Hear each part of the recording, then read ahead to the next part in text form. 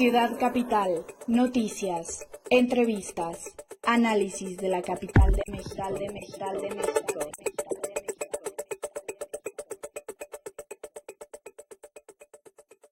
¿Qué tal amigos? Bienvenidos a una emisión más de Ciudad Capital. Ya es lunes de puente, 20 de marzo, estamos a un día de que entre la primavera y como siempre les saluda Luis Velázquez y me acompaña mi compañero y amigo Alberto Cuenca con los detalles más relevantes de esta semana que concluye y también esta semana que inicia. ¿Qué tal Luis? ¿Qué tal amigos? Pues feliz puente, están descansando, nosotros estamos aquí. Así nos ven más. Así nos ven más en este puente 20 de marzo. Mucha información que tiene que ver con la Constitución, sigue el asunto de las impugnaciones que presentaron 2 controversias constitucionales y 4 acciones de inconstitucionalidad presentadas por distintas instancias del gobierno federal y partidos políticos, la estrategia que tendrá que armarse de defensa al respecto. Tenemos también un tema relacionado con el Programa General de Desarrollo Urbano, que se tendrá que aprobar, a eso le apuestan los partidos políticos en la Asamblea Legislativa, durante este periodo de sesiones que termina el 30 de abril. Tenemos una muy interesante entrevista con un migrante deportado de 2 eras, de la era Trump y de la era Obama, del final de la era Obama y del inicio de la era Trump. Un migrante que nos cuenta cómo en estas 2 ocasiones que lo deportan, en la última le va muy mal porque el narco lo secuestra en la frontera. Vaya historia, te las vamos a mostrar en unos momentos. También hablaremos, pues ya inicia en la Asamblea Legislativa el proceso para ir construyendo la legislación secundaria en materia electoral. El PRD, el PAN presentaron sendas iniciativas, paquetes de iniciativas bastante interesantes sobre estos temas. Pues en el tema de la Constitución, hasta el momento hay 4 acciones de inconstitucionalidad, se prevén 2 controversias, pero esas hasta el momento no han sido notificadas. Ya fueron notificadas en la Corte, porque estaba la del Tribunal Superior de Justicia y la de la Presidencia de la República. El Senado todavía no presentaba hasta el viernes su controversia constitucional. Y no ha presentado y no sabemos si ya venció el plazo, porque según la acción de inconstitucionalidad el plazo vencía el 7 de marzo. Entonces, al parecer, se estaría cerrando este corte de caja en 4 acciones y 2 controversias. Así es. Pero es hasta ahí como el corte de caja. Bueno, ya entrando a este debate, pues esta semana fue muy activa porque todos los personajes prácticamente de la clase política de la ciudad mostraron mucho su descontento, otros mostraron pues tranquilidad ante estas impugnaciones, pero ya se empieza a consolidar un frente para la defensa de la Constitución de la Ciudad de México.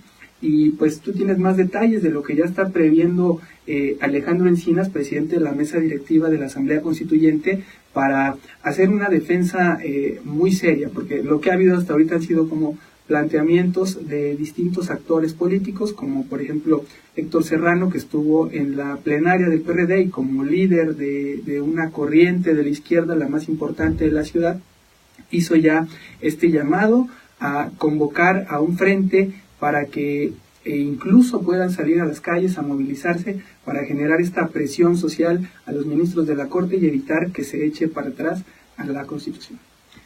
Sí, el frente convocado por Serrano no incluiría a Morena, porque Morena de plano de inmediato pues pintó su raya y dijo: nosotros no vamos con ustedes en ese frente. Incluso Morena el lunes de la semana que inició, la semana pasada, convocó una conferencia de prensa con diputados constituyentes, con Martí Batres, señalando que ellos van a hacer su defensa propia, que su frente y su alianza es con la ciudadanía, que es con ellos con los que van a defender la Constitución. Sin embargo, ahí también ellos matizan, porque cuando se les preguntó si como parte de esta defensa iban a recular en su realidad que ellos presentaron, pues dijeron que no. Recordemos que Morena impugna 2 conceptos. Uno, que la Constitución, antes de ser promulgada, no se sometió a un referéndum entre la ciudadanía, y el otro tema fue la forma en la que el futuro Congreso de la ciudad va a quedar conformado por 33 diputados que llegarán por la vía uninominal y 33 plurinominales, que para Morena darían una sobrerepresentación artificial a los partidos minoritarios. Morena dice: nosotros no vamos a retirar esa impugnación porque no está afectando los derechos de los ciudadanos. Y pues por otra parte llamó la atención de que Alejandro Encinas a mitad de semana lanza un tuit diciendo que va a volver a convocar a la Asamblea Constituyente, cuando sabemos que la Asamblea Constituyente ya dejó de existir, que incluso en la Constitución Política de los Estados Unidos Mexicanos se estableció en qué momento la Asamblea Constituyente debía dejar de existir, y eso fue el 5 de febrero, una vez que la Constitución de la ciudad se publicó en la Gaceta de la Ciudad de México y en el Diario Oficial de la Federación. Entonces, Encinas, a pesar de eso, dice que va a convocar a la Asamblea Constituyente para que la Asamblea Constituyente, los diputados constituyentes sean los que le emprendan la defensa jurídica de la Constitución, porque él argumenta que ni la Asamblea Legislativa, ni el Gobierno de la Ciudad, ni el Congreso de la Unión son las instituciones encargadas y responsables de hacer la defensa de la Constitución de la Ciudad de México, sino ellos. Pues haciendo una lectura de lo que es la acción de inconstitucionalidad de la PGR, que quizás es como la más sólida, la más fuerte y que ataca la Carta de Derechos de la Constitución. Perdón, ahí rápido, Porfirio Muñoz de Ledo dijo que era la madre de todas las impugnaciones. De todas las impugnaciones, efectivamente, ataca la Carta de Derechos. Pues hay como mucho queja por parte del gobierno de la ciudad, del consejero jurídico, quien ha advertido que se hizo una impugnación al vapor. Tuvieron prácticamente un mes para hacer esta impugnación, pero se refiere más a la parte que se ha venido quizá como haciendo más clara entre los actores políticos, a que esta impugnación no se refiere tanto a un tema jurídico, sino más bien a un tema político, que estamos enfrentando un problema político más allá de lo judicial, y que esa es la bola que tendrá que resolver la Suprema Corte de Justicia de la Nación. Pero vamos a escuchar a Manuel Granados, consejero jurídico de la Ciudad de México, quien pudimos platicar con él para que explicara la defensa y también una opinión en cuanto a estas acciones de inconstitucionalidad, de las cuales ya están siendo notificados. Impugnan, por ejemplo, la materia educativa. Ese es un ejemplo claro de hasta dónde llegamos. Miren ustedes, el artículo 8º de la Constitución de la Ciudad de México, en materia de ciudad educadora y del conocimiento, en su fracción tercera establece: las autoridades educativas de la Ciudad de México impartirán educación en todos los niveles y modalidades en los términos y las condiciones previstas en la Constitución Política de los Estados Unidos Mexicanos y en las leyes de la materia. Si nosotros tuviéramos un régimen distinto al del orden jurídico nacional, ahí sí habría un esquema de inconstitucionalidad, pero en el momento en que en el propio texto constitucional se establece que en materias donde son concurrentes o donde hay una competencia federal estaremos a lo dispuesto por las leyes federales, ¿en donde hay una violación a la Constitución? Yo creo que así como muchos ejemplos les puedo poner de que esas acciones de inconstitucionalidad francamente las hicieron al vapor, con un esquema poco serio en términos de faltar el respeto no solo a la Asamblea Constituyente, de faltar el respeto a la sociedad capitalina. Pues esa es la postura de Manuel Granados, dice una falta de respeto a la ciudadanía. Y pues bueno, como tú comentabas, Manuel Granados dice que hay o deja ver que hay más bien una intencionalidad política, ¿no? Sin embargo, de parte del PRI quieren matizarlo, diciendo que no lleva ninguna carga política o ideológica las impugnaciones presentadas, matizándolo diciendo que es solamente tratar de que la Corte haga una definición jurídica, ¿no? Que se apegue solamente a una definición jurídica de los alcances de la Constitución. Y en ese sentido habla Encarnación Alfaro, diputado local del PRI y presidente de la Comisión Especial para la Reforma del Distrito Federal de la Asamblea Legislativa. Escuchemos a Encarnación Alfaro.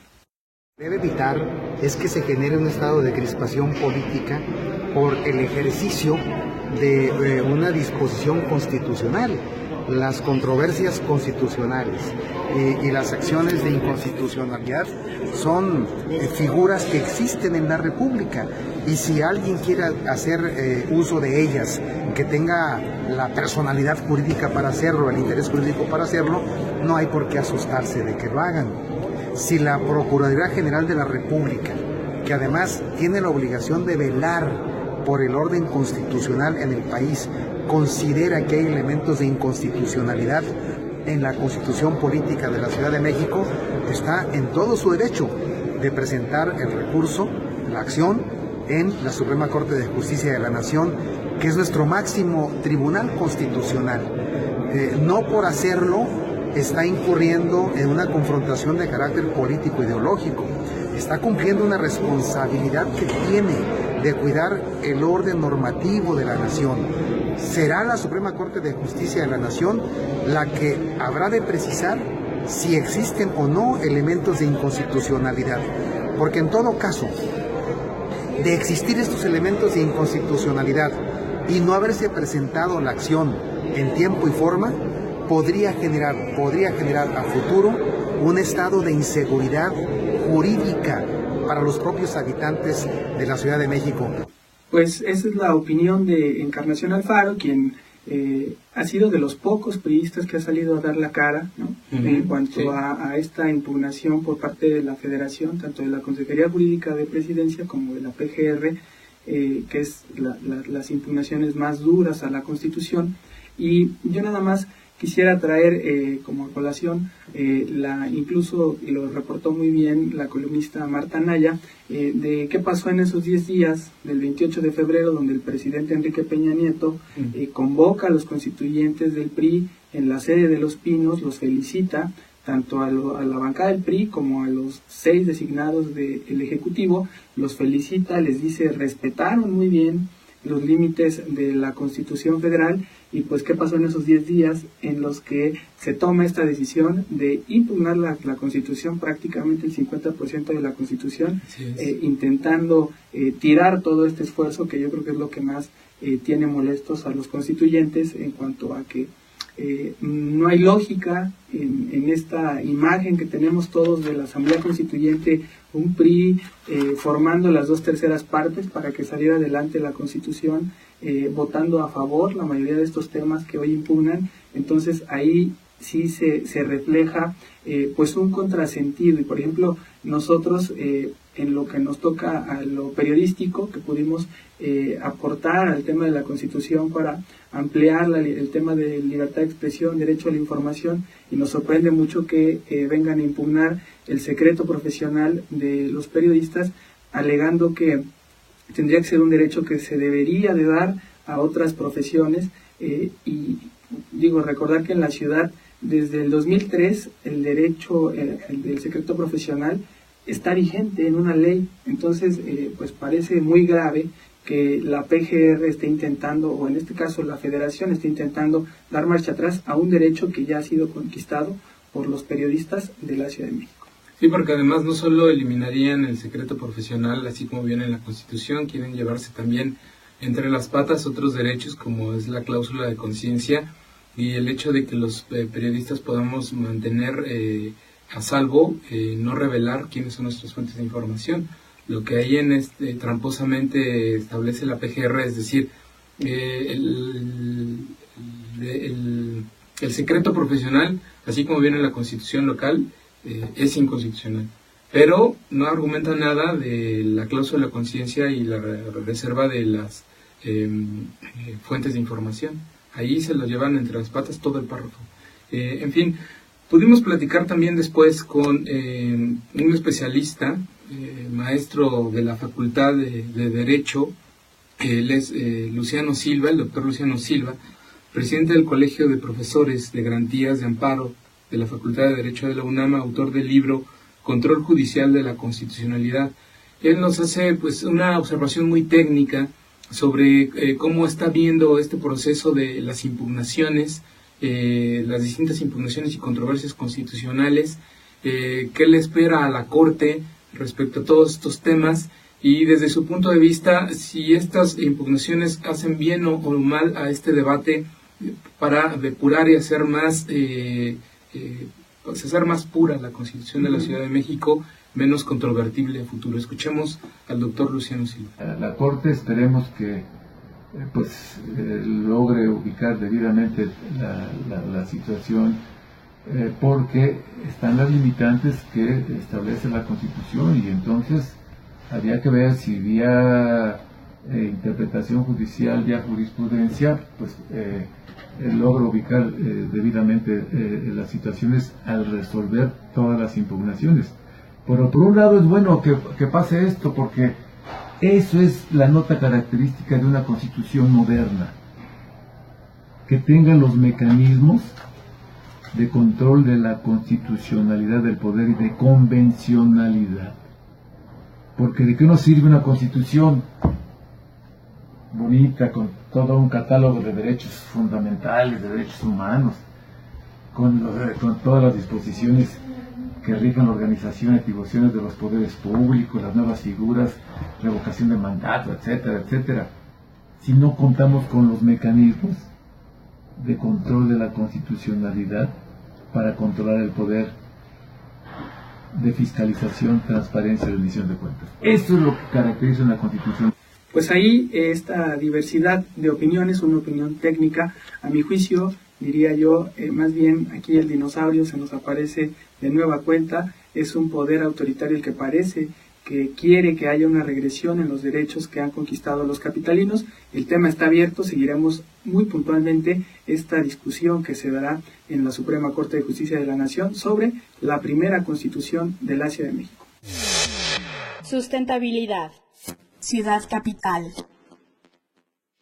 Pues en este tema de sustentabilidad hay un asunto que no nos gustaría dejar pasar, que es el programa de desarrollo urbano de la Ciudad de México, que ya se está discutiendo en la Asamblea Legislativa, ya hay una ruta trazada para entrarle al tema. ¿Qué destaca de este programa? Pues destaca que quieren, hay la posibilidad de que se pudiera cambiar el uso de suelo de 1000 colonias en esta lógica que sabemos que tanto las autoridades como los grupos inmobiliarios han criticado a la ciudad, que es una ciudad chaparra.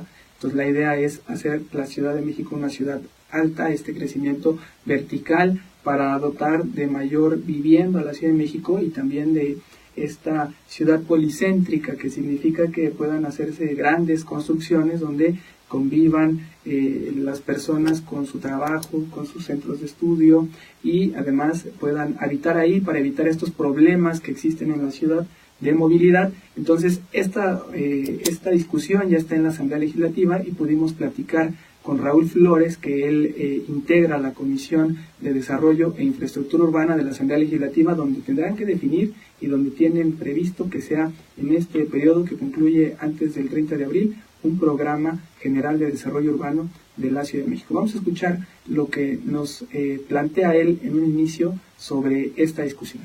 Nos vamos a enfrentar seguramente a los intereses de los grupos inmobiliarios, que ya los vimos actuar en el tema del constituyente de la ciudad, y seguramente van a querer influir para tener mejores condiciones.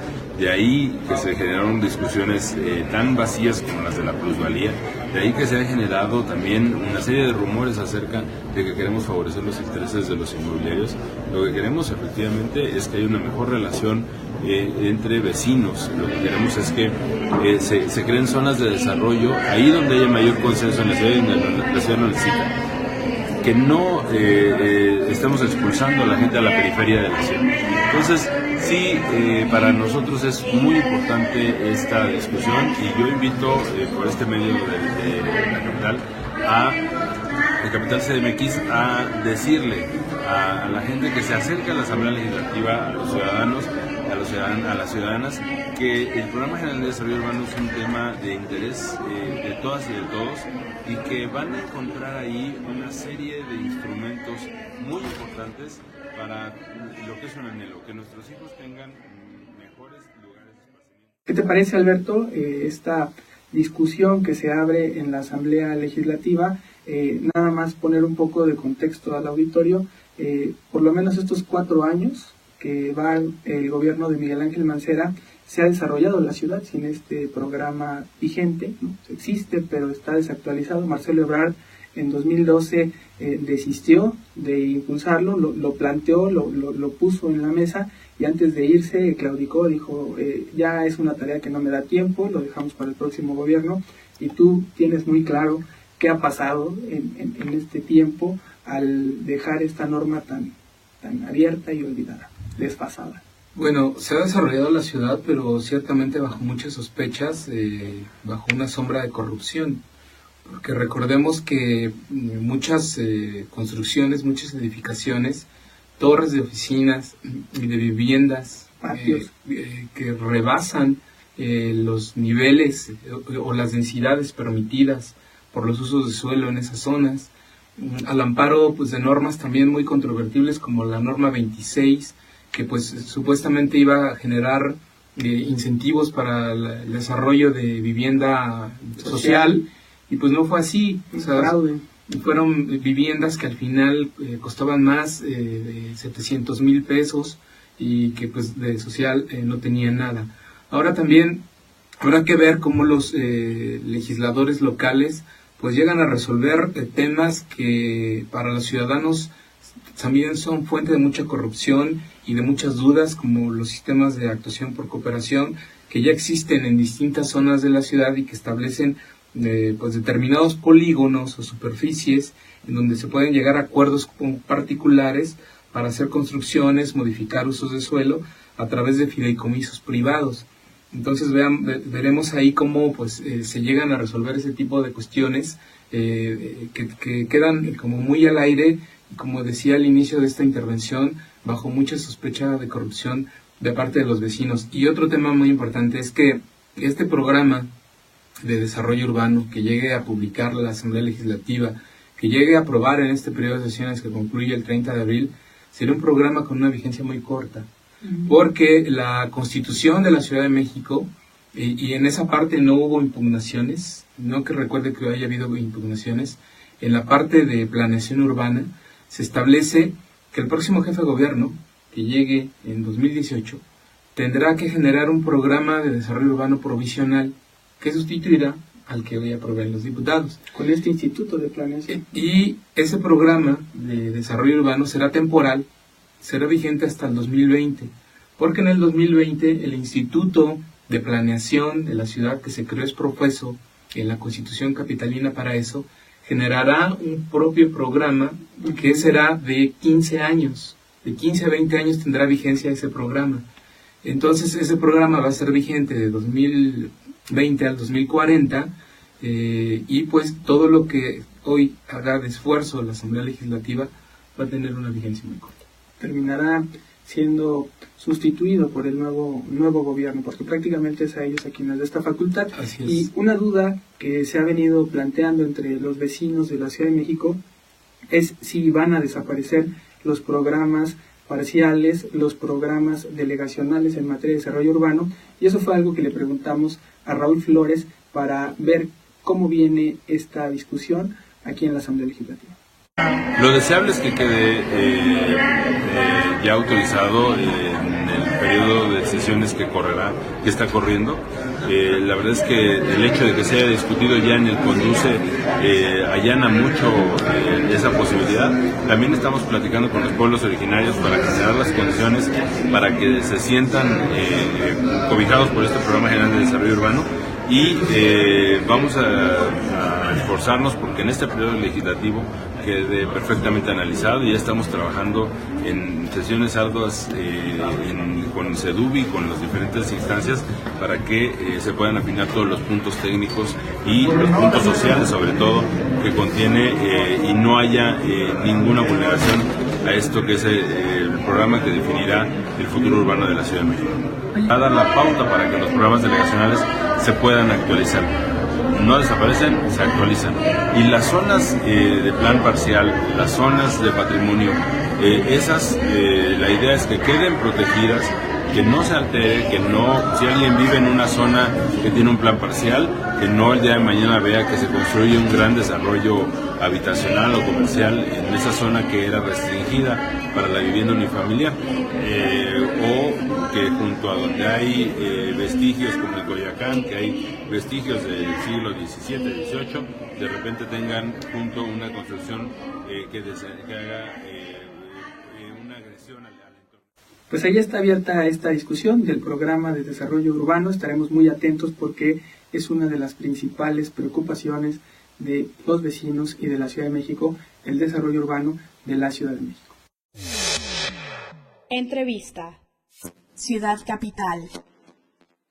Pues esta semana volteamos a ver un problema social que está viviendo no solo la Ciudad de México, está viviendo el mundo entero, que es derivado de las acciones brutales por parte de Donald Trump desde que llegó a la presidencia, y que bueno, no necesariamente nacen de él, también vienen del anterior gobierno. Históricamente estas deportaciones de migrantes, que quizá ahora son más dolosas las acciones, porque hay familias que se están desintegrando, que se están separando, y como sabemos, esta realidad de los migrantes no solo es complicada desde el momento en que toman la decisión de dejar su país, sino todo ese camino que se tiene que perseguir para lograr lo que se conoce como el sueño americano, y una vez que lo logran, esta segunda parte de la historia, esta otra cara de la moneda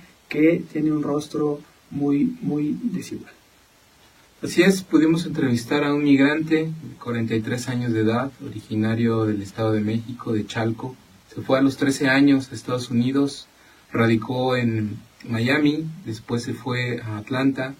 De ahí en Atlanta, en noviembre, fue detenido por una infracción de tránsito. Lo detuvieron por ir 5 millas más rápido de lo establecido en un freeway, y después de su detención lo pasan a migración y lo deportan en enero a México. Él intenta regresar por segunda vez a Estados Unidos, lo vuelven a deportar ya en la era Trump. O sea, antes del 20. Él dice que lo deportan 3 días después de las elecciones en Estados Unidos, o sea, ya cuando Trump se sabía que iba a ser el próximo presidente, era el presidente electo de Estados Unidos. Y en febrero, el 1 de febrero de 2017, trata de regresar de nueva cuenta a Estados Unidos porque tiene allá a su hermana, con la que estaba emprendiendo un negocio de comida que estaba comenzando a ser exitoso, y a 2 sobrinos. Tenía su vida hecha desde allá desde que tenía 13 años. Sin embargo, en esta segunda intento de pasar, cuando lo deportan, lo regresan por Nuevo Laredo, y en Nuevo Laredo lo secuestra el narco, lo tiene detenido una semana y le piden a su familia $4,500 para poderlo liberar. Él nos cuenta esta historia, nos cuenta también parte importante de cómo se ha sentido en México como un extraño, la insensibilidad de funcionarios que le piden documentos cuando no los tiene, e intenta tramitar su INE y pues no puede, y sin el INE pues no puede hacer otras cosas como emprender un negocio. En fin, no la tiene nada fácil este amigo, que pues por una cuestión de seguridad nos pide solamente que lo llamemos Lucas. Escuchemos el testimonio de Lucas. Al último lo que le dije que me había parado porque me había visto que era hispano. Ajá. Sí, porque ahí, desgraciadamente, ahí en el condado donde vivo yo, todavía hay mucho racismo. Todavía hay mucho esto, y existe esto de los grupos de los cucucianes, todavía existe ahí. ¿Sí? Y te digo, pero ese fue el motivo según porque iba a alta velocidad. Y pues desgraciadamente, pues en la juventud pues uno comete errores, ¿sí? Yo tuve ahí que le dicen DUIs, que es manejar con influencia de alcohol. Tuve 2 DUIs, pero eso fue hace 20 años. Hace 20 años, y supuestamente por eso también me deportaron, porque yo tenía los DUIs. Pero yo como alegaba en migración, cuando yo firmé mi deportación, al otro día que yo firmé mi deportación llegó la asesoría legal del consulado mexicano, y ya me empezaron a explicar todo. Yo sí les dije, si ustedes hubieran llegado un día antes, yo no hubiera firmado mi deportación, yo me hubiera pasado 2 o 5 años aquí, no me importa, pero yo hubiera peleado mi caso. Hubiera peleado mi caso porque se me hace injusto que supuestamente que las leyes de Estados Unidos son justas, se están juzgando por un mismo caso. DUI, ok, se hace, ¿cómo te diré? Es un caso menor. No nos dieron ayuda de nada de eso. Bueno, al final nos aventaron para la frontera solos, y ahí estuvimos esperando un taxi, pero ya nomás nos estaban cuidando, porque hay muchos halcones ahí que nomás están cuidando quién está y más a los emigrantes. Sí, sobre todo gente de delincuencia organizada. Sí, ¿no? Y ya agarramos el taxi, íbamos en el taxi, y cuando íbamos pasando por una esquina, nada más escuchamos que gritó uno. Dice, déjalos, dice, ahorita voy por ellos. Y con los chavos nada más nos quedamos viendo, digo, chale, creo que ya valió queso esto. Y yo bajándome del taxi, de volada que me voy para la central, y los chavos igual. No, pues ya no estaban esperando ahí, ya cuando nada más nos dijeron, vénganse para acá, y ya ves que piden clave según ellos. Yo no sabía nada de eso. Te piden que clave y que me des tu clave. Y yo, pues, ¿cuál clave? Si no, ¿de qué estás hablando? Y ya me dicen, no, pues pues vámonos. Digo, ¿cómo que vámonos? Le digo, tan locos, le digo, yo no me voy a ningún lado. No, pero ya cuando te empiezan a enseñar fuscas y todo eso, pues ¿para qué te mueves? ¿Para qué hacerla? Mejor pues hacerla por el buen camino, vamos. ¿Así? ¿Para que lo dejaran y lo soltaran? ¿Y su familia tuvo que dar así? No, pues tuvo que darla, pues, no, imagínate, no estuviera aquí. ¿Cuánto tuvo que dar su familia para que lo liberaran? Creo que fueron entre 4.500 o 3.500, no me acuerdo, pero dólares. Ay, dólares, no pesos, dólares. Dólares. ¿Y cómo lo trataron en ese momento? No, hasta eso voy a ser justo en ese sentido. Nunca se portaron mal. Nada más ellos lo que dijeron, que ellos están haciendo respetar su espacio, donde gobiernan ellos supuestamente, para que no pasen cosas malas. Pues desgarrador este testimonio, Alberto, pero tú tienes más datos de esta historia.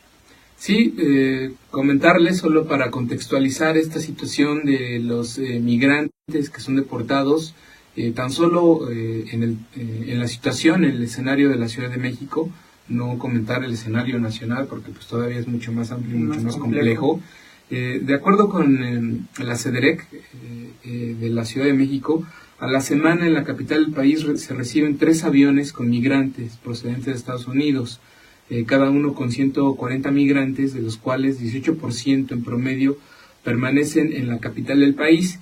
Y pues para esos que permanecen se establecen una serie de programas y apoyos pues para que ellos puedan emprender un negocio, una actividad productiva en la Ciudad de México. Comentarles que en 2016, con un presupuesto local de 18.6 millones de pesos, se atendieron y apoyaron a 18.900 migrantes que fueron repatriados a la ciudad y que transitaron por ella o que llegaron a la capital en busca de una mejor oportunidad de vida. Pues vaya datos tan interesantes, una realidad que quizás se escucha mucho en los medios, pero se olvida, ¿no? Se olvida mucho. Así es, el rostro humano. El rostro humano y también la magnitud del problema. Esta semana que pasó, el jefe de gobierno estuvo por Chicago, por Nueva York, igual que Andrés Manuel López Obrador. Que les agarró la nieve, ¿no? Les agarró la nieve y les hizo caótico todo esto. Además, en el caso de Andrés, desató otra coyuntura con los 43. Pero más allá de eso, afortunadamente estamos viendo también acciones de personajes políticos que aspiran a estar en la presidencia y también que tienen la función ahorita de gobierno en la ciudad para conocer el problema de manera real e interesarse, no nada más en la parte mediática, y también buscando acciones jurídicas que le pongan un freno a Donald Trump y a todas estas injusticias que se están viviendo y que, como relatas también, mucha parte de la historia se tiene que resolver aquí en el país, por lo menos para que la tengan clara de manera real y no solo como una visión lejana de este problema. Esa fue la entrevista en Ciudad Capital. Política. Ciudad Capital. Pues ya estamos en la parte política, que se pone muy interesante en la Ciudad de México porque se presenta el paquete de reformas de las leyes electorales de la Constitución que tienen que estar listas antes del 31 de mayo de 2017, o sea, ya a la vuelta de la esquina, y fueron ya varios los partidos que se animaron para lanzar sus propuestas de iniciativa de estas leyes. Está la propuesta del PAN, está la propuesta del PRD, que es como la más sólida. Hay 2 propuestas del PRD, pero una de ellas es la que presenta el diputado Mauricio Toledo, con el respaldo del diputado Suárez del Real, de Morena, prácticamente con la bancada, y también con Nueva Alianza, el Partido Humanista, y se suma a esa iniciativa pues prácticamente quienes integran esa coalición como de izquierda, y el PAN hace lo propio con el diputado José Manuel Delgadillo, que preside la Comisión de Asuntos Electorales de la Asamblea Legislativa, y queda pendiente. Pudimos platicar con Israel Betanzos, coordinador del PRI, y él lo que nos comentó es que en todos los temas el PRI va a presentar su iniciativa, porque hay una especie de acuerdo en el que se van a someter a discusión la diversidad de iniciativas que se presenten, pero luego ya los coordinadores entrarán a hacer como esta mesa de consulta para los temas finos ya empaquetarlos y entonces presentar un dictamen como de consenso. Pero ya inició este tema que estuvieron resguardando mucho, estuvieron muy recelosos de querer dar a conocer cómo venían estos proyectos, que han venido trabajando en unas mesas de trabajo que son alternas a las comisiones, donde sí participa Morena, porque hay que decirlo, Morena en la Asamblea Legislativa no está integrado a ninguna de las comisiones. Entonces una manera de blindarse para poder ser partícipes y seguir en su decisión de estar fuera de las comisiones es participar en estas mesas de trabajo que se integraron de manera como proporcional, porque no tienen ninguna capacidad de dictaminar, y ya se presentan estos proyectos que tienen muchas innovaciones y que también varios temas muy importantes que vamos a escuchar al diputado Mauricio Toledo al presentar esta iniciativa del PRD, que es la iniciativa como más formal, porque aparte él preside esta comisión de temas electorales, este grupo electoral que se creó con base en el constituyente, y vamos a escuchar lo que él destaca como más sustantivo de esta nueva normatividad electoral. Una de estas innovaciones es sin duda la regulación del gobierno de coalición, que implica 3 nuevos mecanismos en el régimen político de la ciudad: la construcción de una coalición parlamentaria, la distribución de carteras de gobierno por parte del Ejecutivo a los partidos de oposición y la conformación de un gobierno y gabinete plural donde se incluyan las mejores mujeres y hombres de las fuerzas políticas. La propuesta que presentamos es de gran relevancia. Su trascendencia radica en sus alcances en el cambio del régimen político de la ciudad. Introduce innovaciones en las modalidades del proceso de gobierno. Con ello, se rompen con las inercias del pasado de gobierno único y obliga a las fuerzas políticas a gobernar en común acuerdo. Pues los gobiernos de coalición son la cereza del pastel de esta nueva etapa electoral que se avecina con la Constitución. Alberto, ¿cómo ves? Además, ¿qué otras innovaciones ya encontraste al contrastar estos proyectos, tanto del PAN, las dos iniciativas del PRD y lo que se ha dado en las discusiones electorales? Pues no sé si gobiernos de coalición podría ser la cereza en el pastel. Revisando las iniciativas, sobre todo esta de Toledo, que trae como mucho acompañamiento de parte de otros partidos, como ya lo mencionaste, el tema de la reelección de diputados fue uno de los asuntos que, pues en lo particular, me hizo más ruido, porque la propuesta de Toledo contempla que la reelección de diputados locales sea hasta por 4 periodos consecutivos, o sea que por 12 años puedan estar en el poder. ¿Por qué eso me hizo particularmente interesante? Porque va en sentido contrario a lo que la propia Constitución de la Ciudad de México estableció, que los constituyentes definieron cuando aprobaron la norma máxima de la ciudad.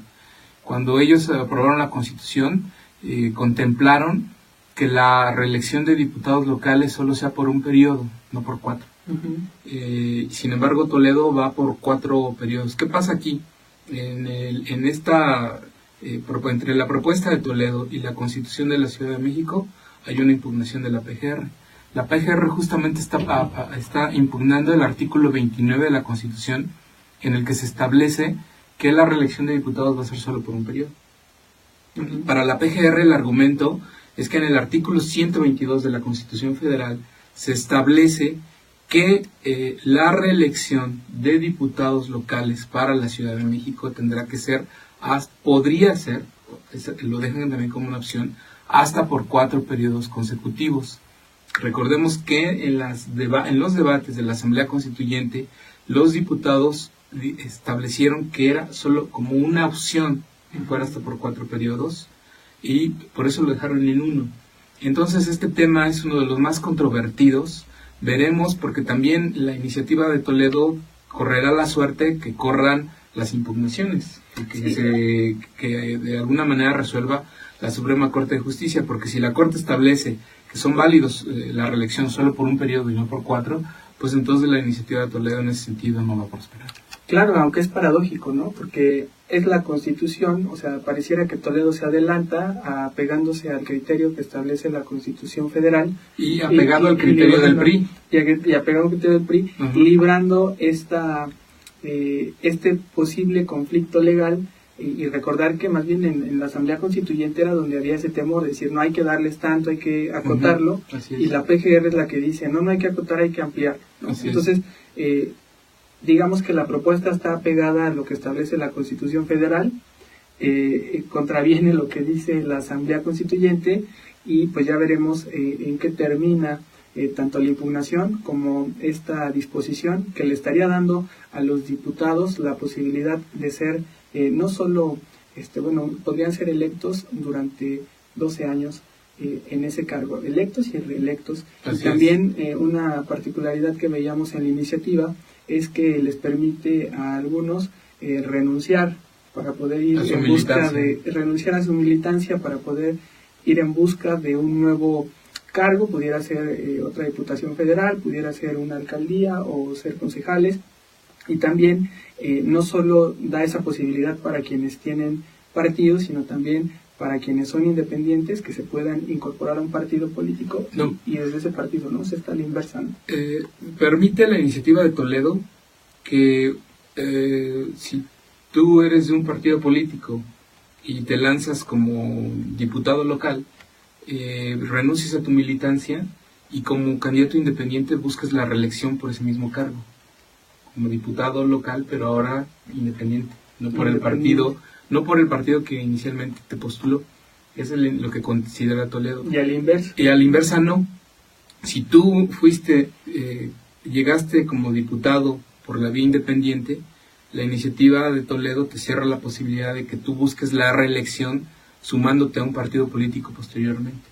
Entonces sí les da ventaja a los militantes y les da desventaja a los independientes. Sí, que sigue siendo también siempre muy injusta la normativa electoral para los independientes, que también se plasma en el documento. Que les pone muchas trabas, demasiados requisitos sobre el cumplimiento de las firmas que deben reunir. 35%. ¿No? Así es, para de las secciones electorales. 33% de las secciones electorales o de los distritos para poder registrar tu candidatura, y además cumplir toda una serie de requisitos para hacer la promoción de tu candidatura. En fin, los candidatos independientes no la van a tener nada fácil.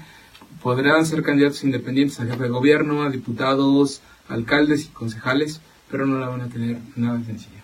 Pues nada sencilla, y en la parte de los alcaldes se pone una fórmula cerrada para que se rompe este criterio, que es muy importante, porque aquí en Ciudad Capital habíamos platicado ya en una de las entrevistas con el consejero del IEDF, Pablo Lezama, para que nos explicara cómo estaban viendo lo que se desprende de la Constitución en el marco electoral, y ellos traían una visión de incluir por delegación 6 circunscripciones para que así se eligieran a los concejales de cada una de las alcaldías.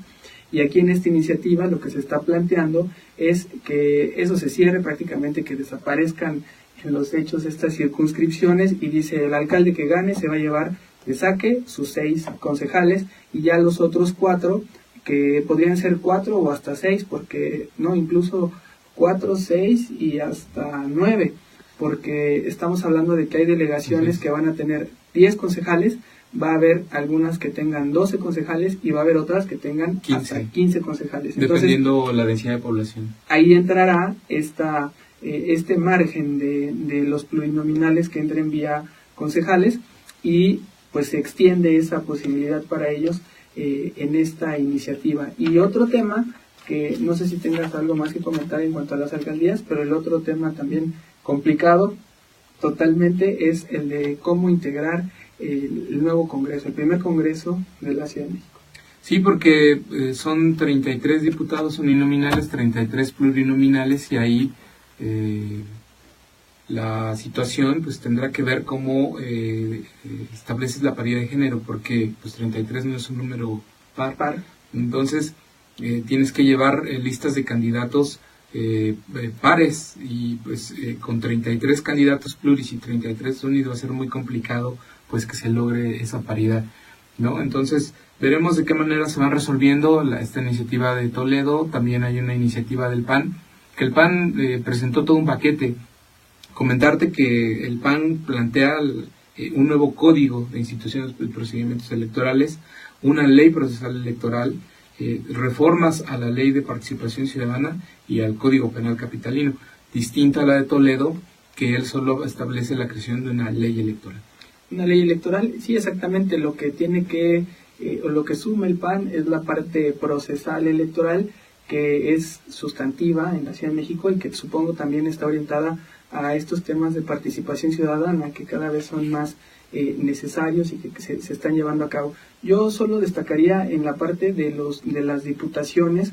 El PRD tiene estas dos propuestas, otra la presentó el diputado Ballesteros, Juan Manuel Ballesteros, y él lo que plantea en esta parte de los congresistas es que él plantea es un poco complicado explicarle a la ciudadanía, que son dos listas, la lista A, la lista B, la que se propone para los diputados que lleguen por la vía plurinominal. En una primera lista se quiere garantizar que entren los que hayan perdido en sus distritos, pero tengan una muy alta votación, y ahí pudieran entrar estos primeros 17, que sumarían un total de 50 diputaciones, y ya el resto de los diputados, que serían 16, esos entrarían buscando este criterio de cumplir con la equidad de género, cumplir también con la cuota joven, cumplir también con la cuota indígena. Entonces es una tarea muy técnica, matemática, que se va a estar jugando en esa fórmula. En realidad es una fórmula la que va a definir, que será siempre muy compleja, definir los porcentajes para lograr esto que establece la Constitución, que es que haya equidad de género en el primer Congreso, como lo tuvo el constituyente, que tuvo 50-50 hombres, 50 mujeres. Aquí se vislumbra más complejo, además de que está impugnado también por Morena en la Suprema Corte de Justicia de la Nación, que si no hay una resolución pronta, a ver en qué termina este escenario. Pero bueno, creo que ya hay por ahí interesados dentro del PRD, ¿no?, en lanzar sus candidaturas, ¿no? Así es. Fíjate que es curioso que mientras se empieza a dar ya este debate, el PRD se había mantenido como con pocos rostros visibles.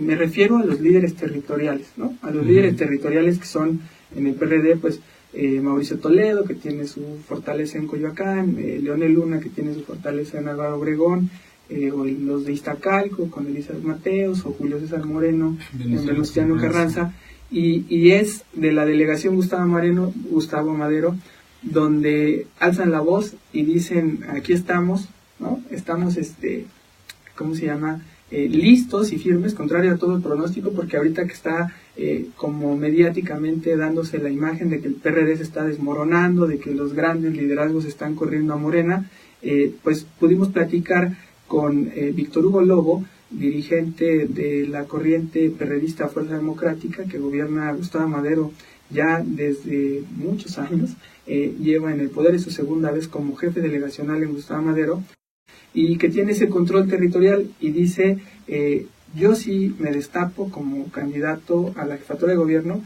y pone las condiciones que según él en el PRD internamente se tienen que valorar, que es una eficiencia en la forma de gobernar, y también este peso territorial, ¿no? Ya no buscar estas figuras externas o imágenes externas para ir a esa contienda. Pero vamos a escuchar lo que nos dice Víctor Hugo Lobo. Sin lugar a dudas, nuestro partido tiene la enorme posibilidad y la capacidad de que se hacen procesos democráticos, plurales, abiertos, amplios, y evidentemente hemos puesto en el centro del debate la intencionalidad. El PRD tiene que ir los candidatos y las candidatas mejor posicionados, pero fundamentalmente que mejores resultados le hayan ofrecido a la ciudadanía.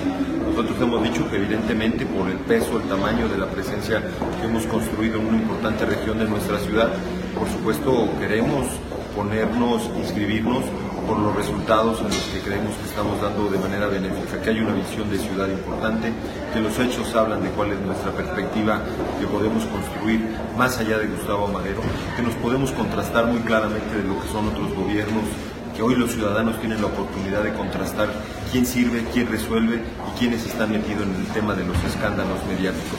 Por eso decimos que alguien que tenga base social, que tenga importante vida partidaria, que sea honorable, que haya dado resultados y que le sirva y le funcione a los capitalinos, debe ser quien gobierne el próximo periodo, y por eso nos inscribimos. Nosotros hemos dicho, si hay alguien con mayor fortaleza en esas condiciones, lo habremos de respaldar. De no ser así, esta candidatura, ahora que el PRD está en una crisis, que se dice que Morena ya prácticamente gana la ciudad. Yo no lo veo así. Por supuesto que yo estoy convencido de que quien va a ganar la ciudad va a ser el proyecto del PRD.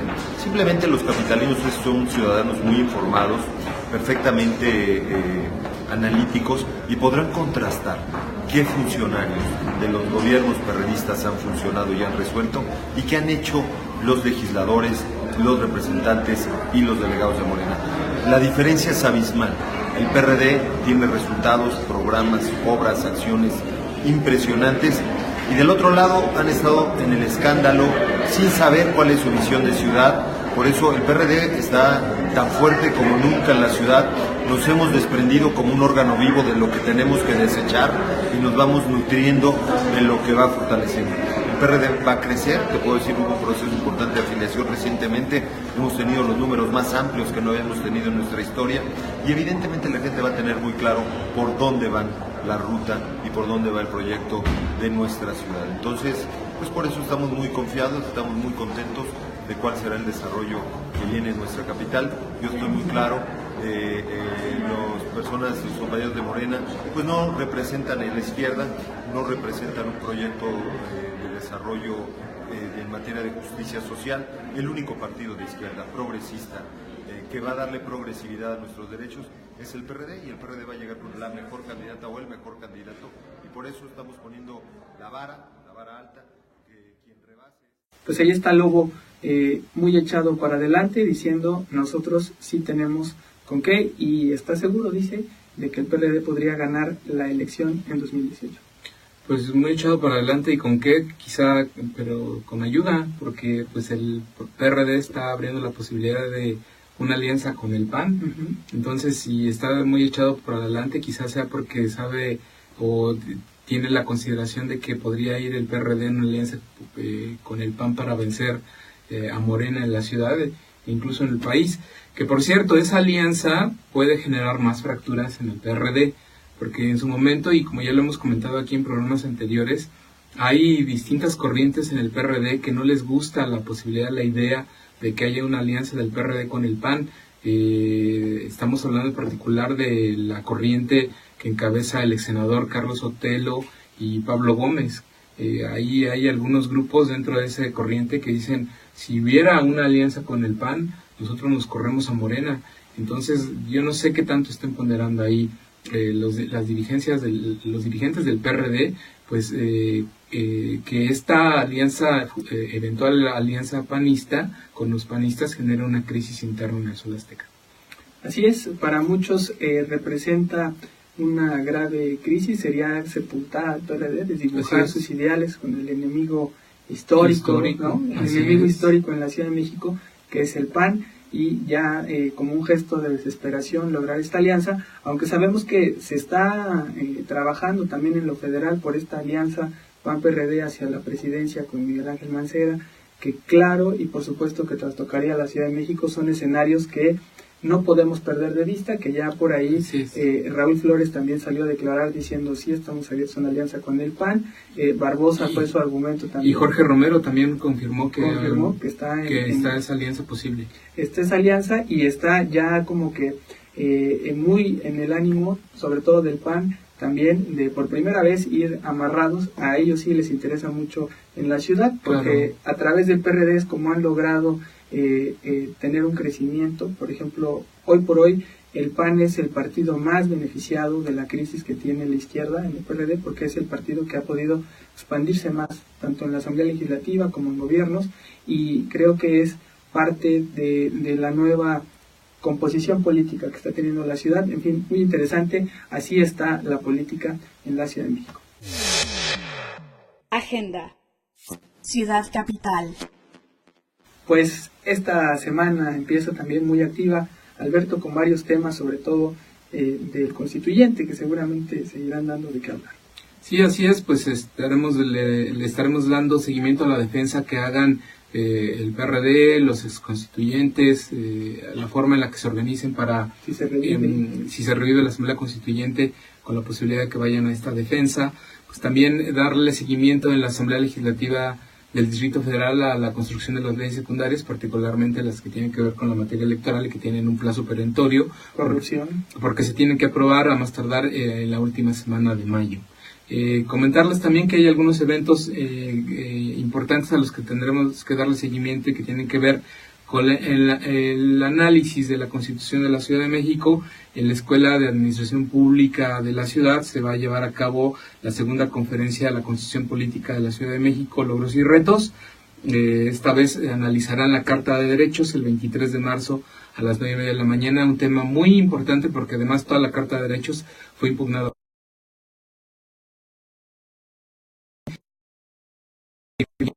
Se espera la presencia de Marcela Lagarde, que fue presidenta de la Comisión Carta de Derechos en la Asamblea Constituyente.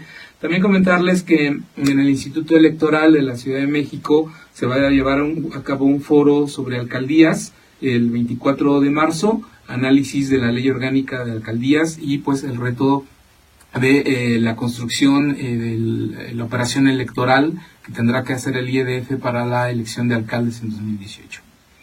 Pues muy amplia la agenda. Ahora vamos a la Asamblea Legislativa a ver qué nos tiene Susana Madrid en un periodo que ya inició con bastantes actividades. Se prevén ya lo de siempre, estas comparecencias de cada año. Vamos con Susana Madrid, que las tiene al detalle.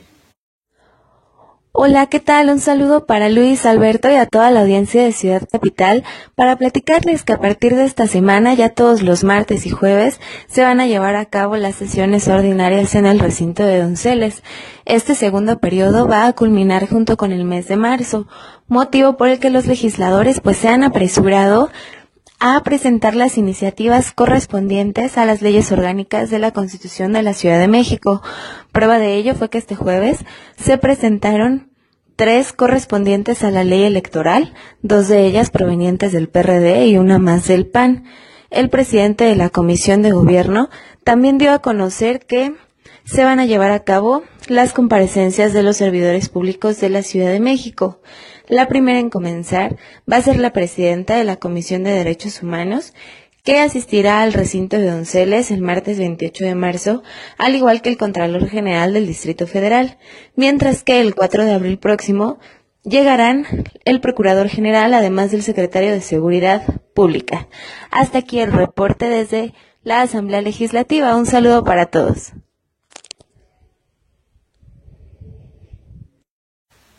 Gracias a Susana Madrid por esta información. Ahora vamos con Aura García, que tiene el seguimiento de la agenda del jefe de gobierno.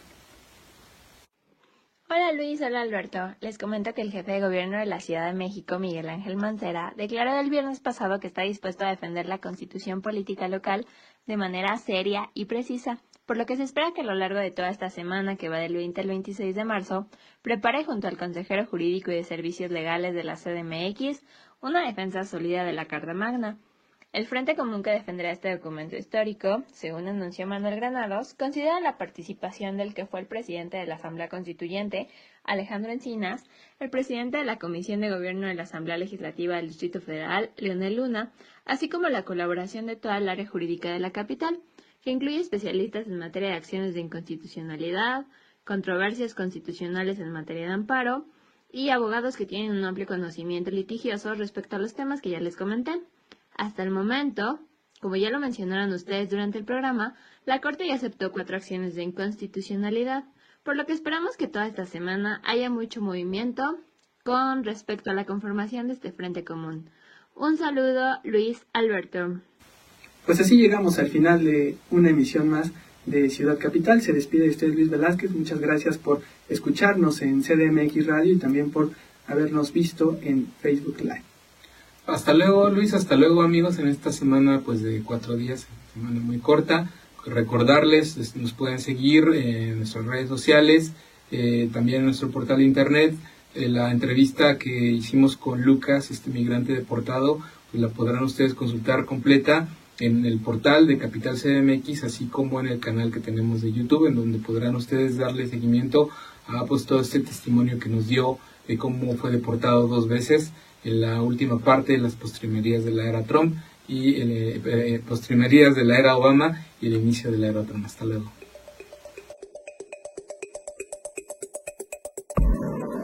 Ciudad Capital, noticias, entrevistas, análisis de la capital de México.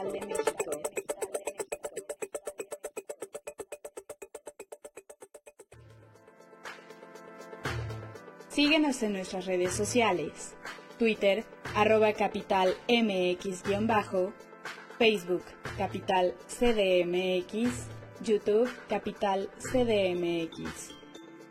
Lee la mejor información en nuestro diario digital, capital-cdmx.org. Ciudad Capital,